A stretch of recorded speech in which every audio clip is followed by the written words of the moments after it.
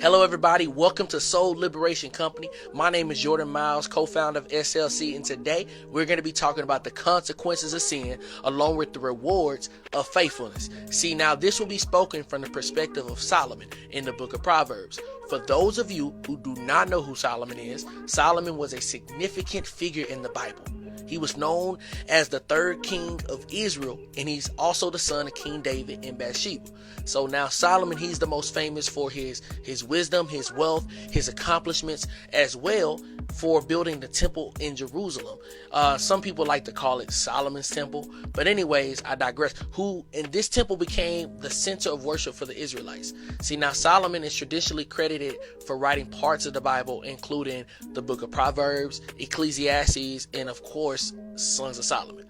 But anyways, despite him doing all of these great things and having all of these achievements, Solomon was marked by spiritual decline because he married so many women. 700 wives, and he had 300 concubines. And I only got space for one woman, so I don't know how he did all of that. But anyways, these women influenced him to worship other gods, and that led, of course, to God's disfavor upon his life. You can read about this further in 1 Kings chapter 11, verses 1 through 13.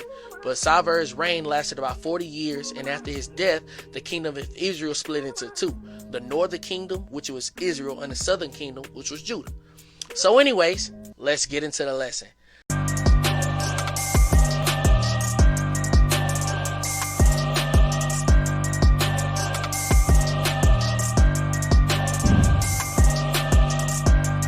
So guys, check this out. We're going to be starting with Proverbs chapter 5. Now this warns against the dangers of immorality, specifically adultery, and emphasizes the importance of remaining faithful to one's spouse. It starts with highlighting the seductive dangers of immorality, you can see this in verses 1 through 6. So now this checks into a wandering eye can lead to a wandering life, because these verses call you to pay attention to wisdom and discretion, warning that the adulterous person may seem sweet, but they lead to bitterness and destruction. The sweet talk has a bitter taste. All right. See, the consequences of sin now gets brought into the case with verses 7 through 14. See, these verses caution us to stop straying against the path of righteousness. And it describes that straying against the path of righteousness can lead to ruins of social, financial, and spiritual life. See, when you're pursuing these forbidden relationships in your life, you are now causing yourself to sustain them by the way that you gain them. If you gain it on sin, then you have to use sin to sustain it. Therefore, the circles that you choose could be the very thing leading you astray from Christ. But now hear me this. The beauty of faithfulness is talked about in verses 15 through 20.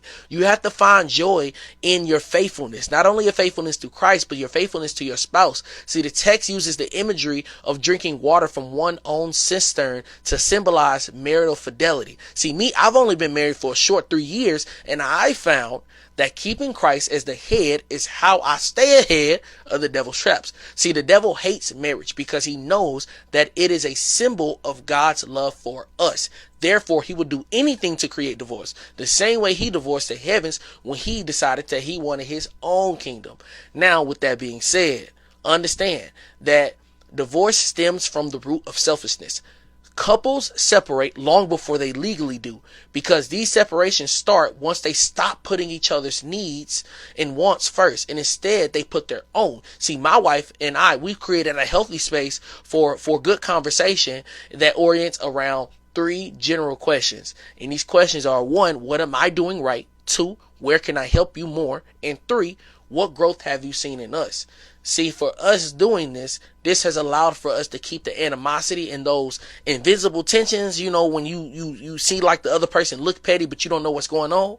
This leaves that space out. See, granted, we're still young and not married, so I'm sure there's many hurdles that we have ahead. But these 3 questions have prevented unnecessary arguments and created a culture of communication amongst one another. See, now this segues though into the 4th point that I like to make, that the book of Proverbs talks about, which is God's judgment. And you can see this in verses 21 through 23.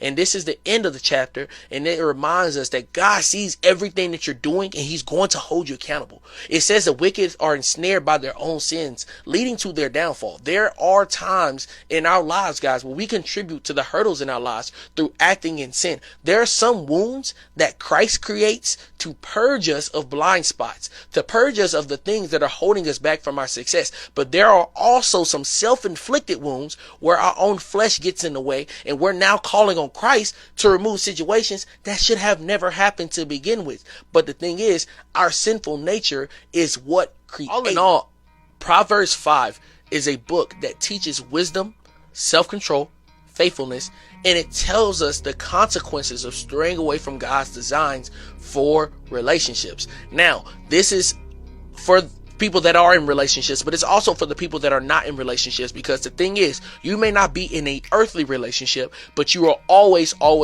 in a spiritual one with Christ. See, when you stray away from that relationship that you have developed with Christ, that you develop with the Lord, when you stray away from it, you can find yourself being a victim of all the devil's snares and all the devil's traps. See, guys, I really would love to encourage you to open up Proverbs 5 and break down the text and read it for yourself and gain that wisdom, because wisdom comes through hearing, and wisdom comes through doing, and doing comes through hearing.